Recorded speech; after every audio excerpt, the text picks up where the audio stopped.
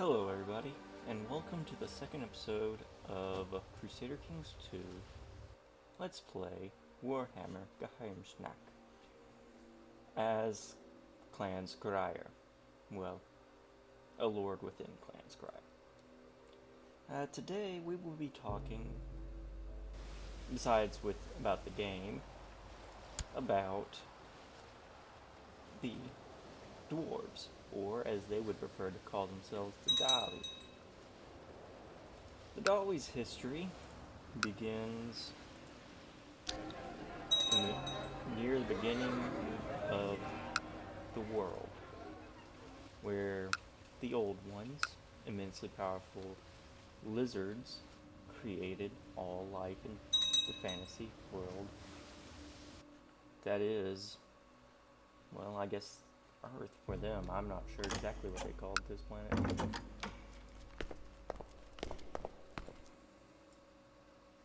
But the Dawi, if recollection corrects me here, were the second of the creation. Considered a failure also by the Old Ones, but not so much a failure just to eradicate them. The Dawi, once all these lands were together,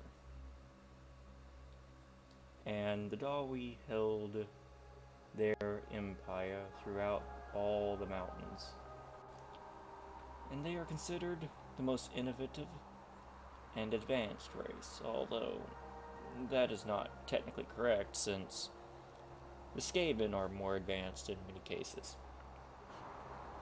It's just their advancements leads to them most likely exploding. The Dawi, however, are a constant war with the Skaven, who are encroaching in the underroads against them. And the main difference being is the Skaven are practically numberless. They can constantly replenish thousands of themselves, maybe even millions. The Dawi cannot. They are very slow, they're dying. Ever since one of the slowed mage priests from the Lizardmen broke apart the Warhammer world into what we see it as now, causing much seismic activity, and at the time it was called the Age of Woe, if memory serves, where the dwarf holds practically were separated. The main mountains through here are considered the main dwarven holds now, and even then that's bouncing on a very slow tip. You have dwarves within Norska who were cut off and thought to be dead by the other dwarves. You had a group of dwarves who were near the Chaos Wastes at the time and became mutated into what we know as the Chaos Dwarves. And it's thought that there is dwarves within the Southlands,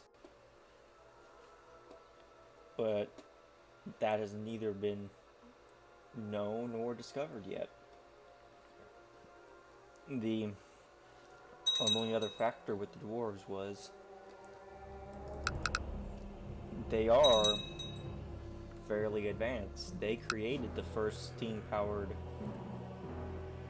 war machines. They created the first gunpowder weapons. They created the first cannon. They, in fact, created the first ironclad warship, although it does sink most of the dang time. They invented the submarine, but most of the time that never resurfaces.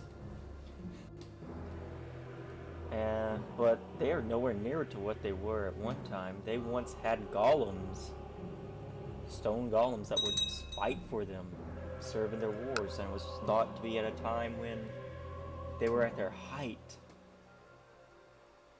And along with the other hardships that the race has dealt with the Age of Woe, there was the war against the High Elves, because Malekith assassinated a dwarf diplomat, or rather his wife/mother Marathi assassinated a dwarf diplomat on his way to Ulthuan.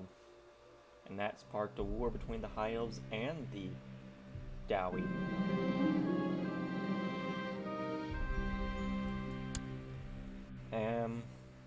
Once the Dawi fought, their High King killed the Phoenix King at that time frame. Let me double check what it was.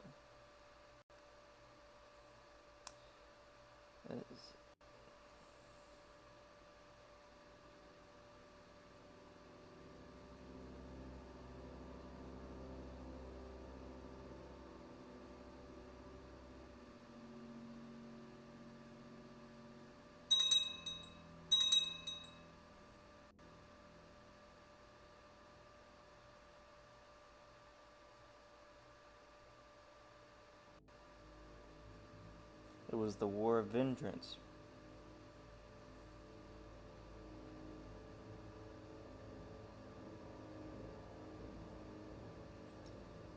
The dwarves called it the War of Vengeance, the elves called it the War of the Beards.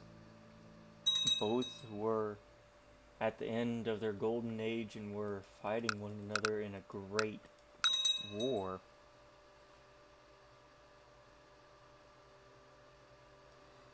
And the Phoenix King died and lost his crown. The dwarves considered the war to be over afterwards. They had gotten their revenge. The High Elves did not see the war as over and demanded their crown to be returned to them. The Dawi, obviously enough, refused.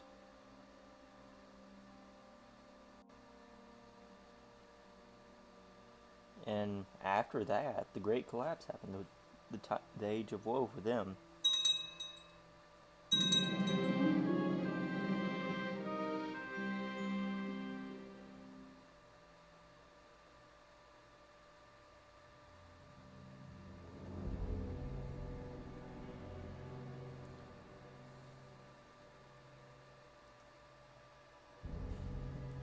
And upon being beset by the Skaven, they were having to fight a war of attrition that they could never win.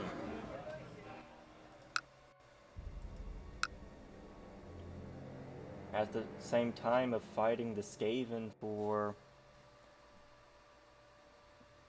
well, if memory serves, Karak 8 Peaks. No, not 8 Peaks. That's a different one. The Skaven were fighting them for one of their holds. Then the Goblin Wars happened for them. And they're having to fight two of the most numerous groups of races. The Dawi were and are in a war of attrition against two of the most numerous races that could probably kill them just by sheer numbers if they so wished, or be united by. But lucky for the Dawi, the Skaven still will fight each other. The dwarves cannot be doing much.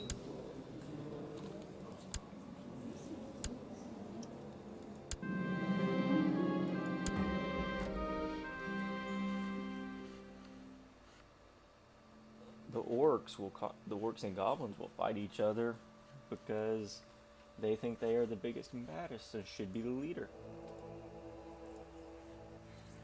However, though, that will never happen.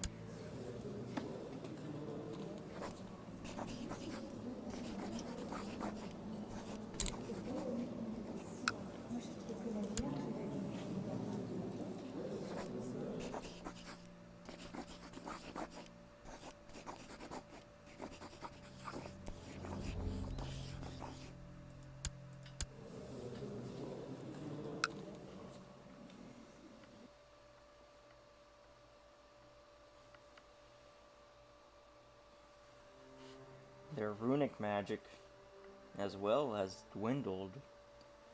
They no longer have the ability to make golems, and a lot of the runes they once held have simply been forgotten or can never be made again because the runic magic is so precise.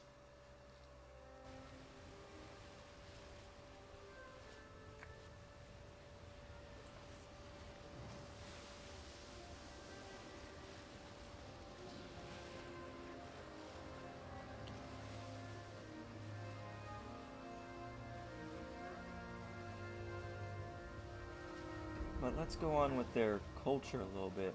As I stated, they are one of the oldest. Within their culture, society, they hold grudges. Obviously enough, being old and traditional. They still hold a grudge against elves. Their king holds a book called the Book of Grudges, which has down every single grudge by the dwarves. Whenever they've been slighted by another race, that race's name goes inside the book.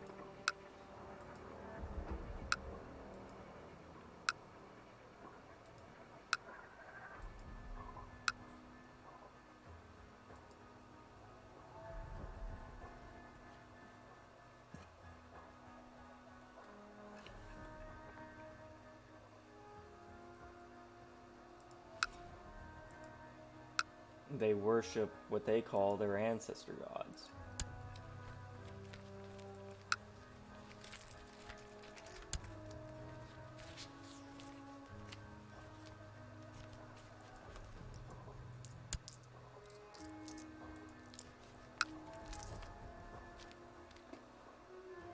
However, though,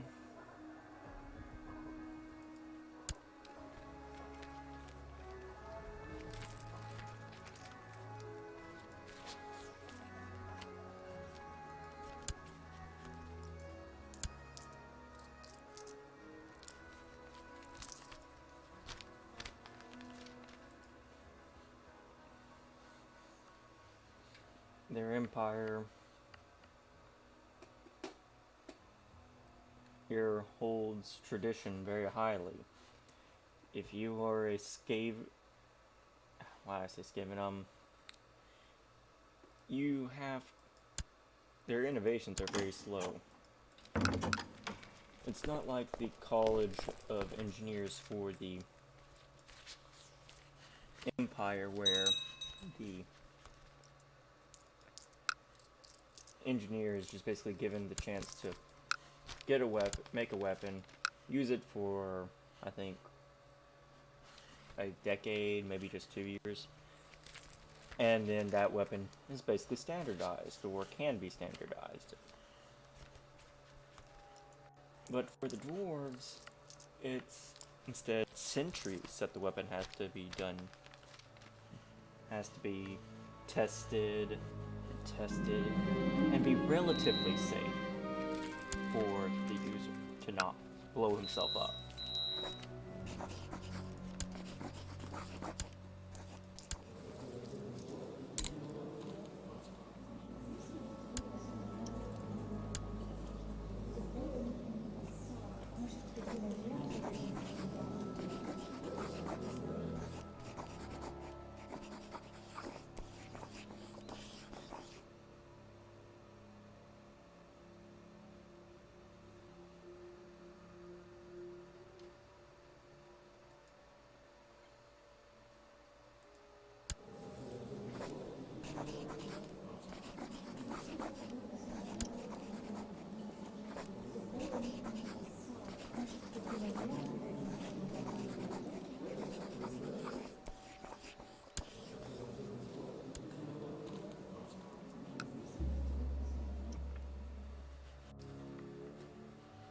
And if said item fails the testing phase for so long, or rather not even for so long, if it fails once pretty much, they will scrap that entire item and then have to be given you.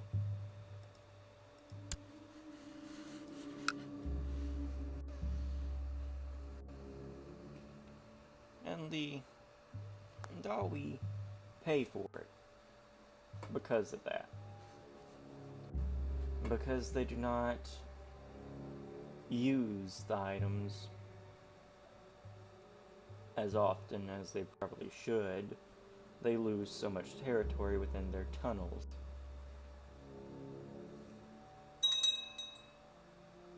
And the Dawi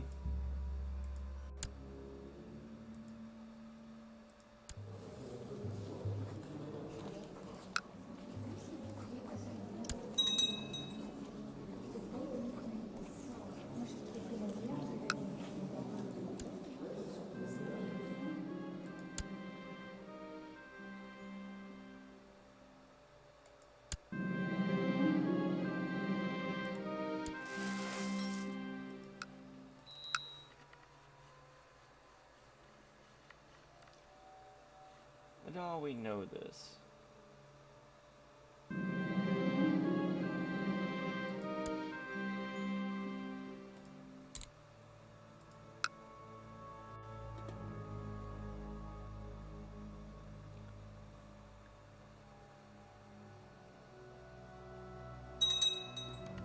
But anyways, I think that's enough talking about the lore. Well, nah. Let's talk a little bit more on it. The Dawi also believe in what they call their ancestor gods. They believe that they once lived. In fact, they probably did. Foremost of the ancestor gods is... I forget his name. Here, let me just get this in.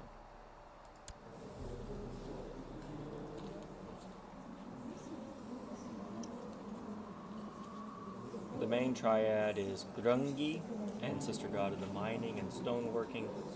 Malaya, ancestor goddess of home and healing. Grimnir, the god of warriors.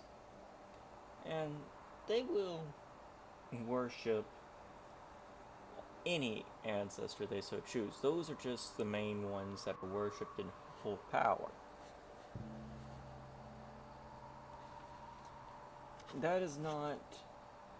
Now, there is an ancestor god that is not really an ancestor god, worshipped by the Chaos Dwarves. That being... Hashit.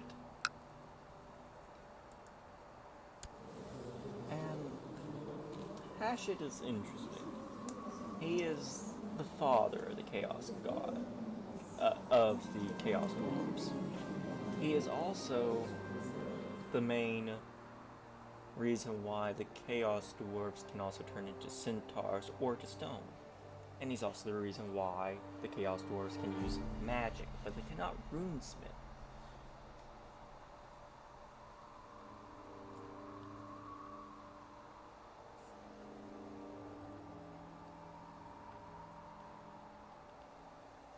And let's just read this here. Hashit is the Dark Father of the Chaos Dwarves, a cruel and violent deity. His idol usually depicts him as a brazen bull. To this day, scholars still discuss whether Hashit is a true Chaos God, an upstart great demon, or something else, a primordial force that was spawned in the dawn of time.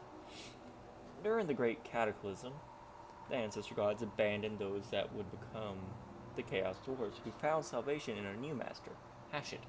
In reward for centuries of devotion, he has gifted the Chaos Dwarves with dark sorcerous secrets. Sacrifices to Hashit are usually thrown into a great bull-shaped furnace where they burn to death in his honor.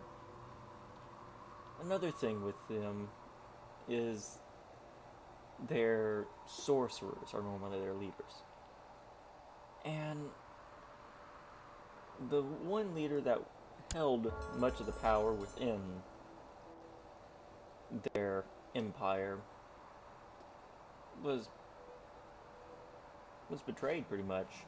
He was trying to figure out a way to stop himself from turning into stone because he knew that was going to happen. Because that's what happens to the Chaos Dwarves. And they are called the Dawi Zar.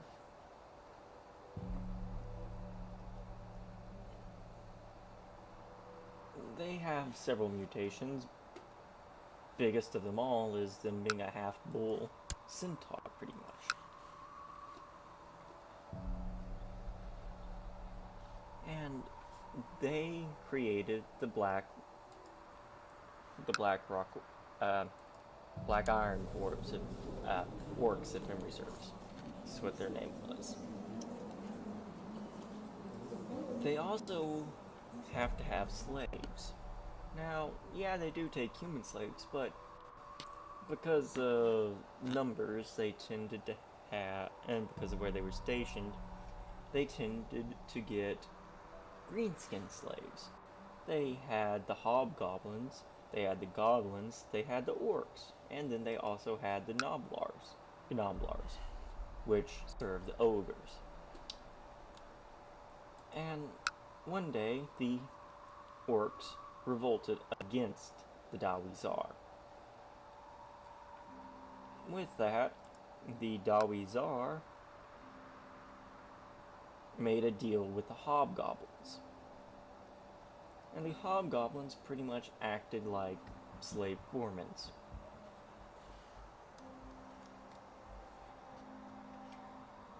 With their takeover within the area there, they had... Sorry, I'm adjusting audio here. They had managed to seal themselves as the main leaders for now in that area. And to this day now, the orcs absolutely despise the hobgoblins. And now the goblins serve the Dawizar as a mix of, well, they give us free crap, and then they're also technically protecting us from these guys who want to murder us.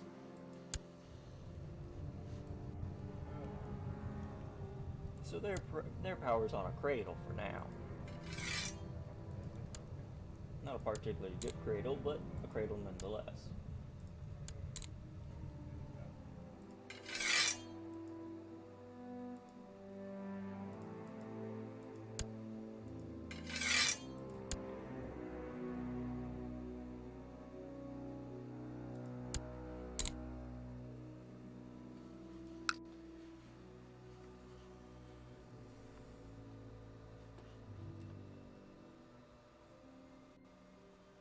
And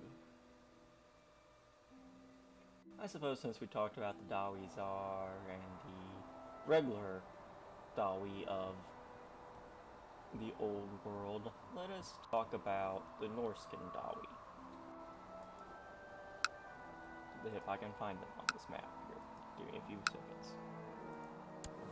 They worship pretty much the same pantheon, however though,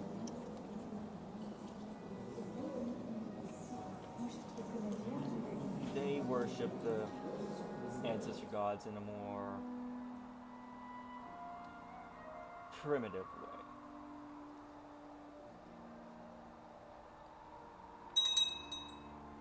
They tend to put the spirits and aspects of the Norscan lands into the ancestor gods.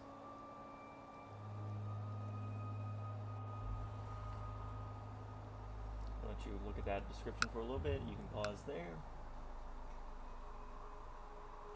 I believe that's all we're going to talk about for now with the dwarfs, or any race specifically for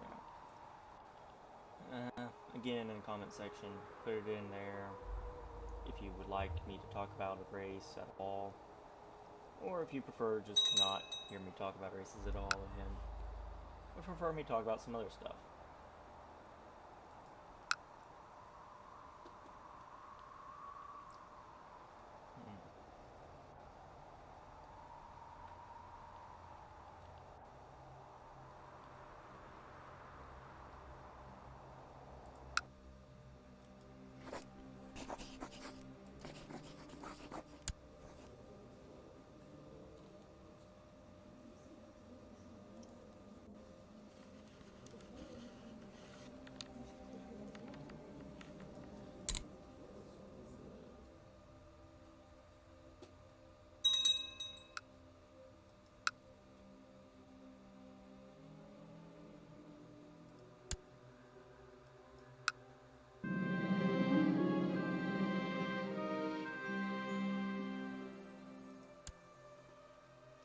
Let me see if the glitch happened with the wonderful Malekith. Nope, he's still Malekith. Good.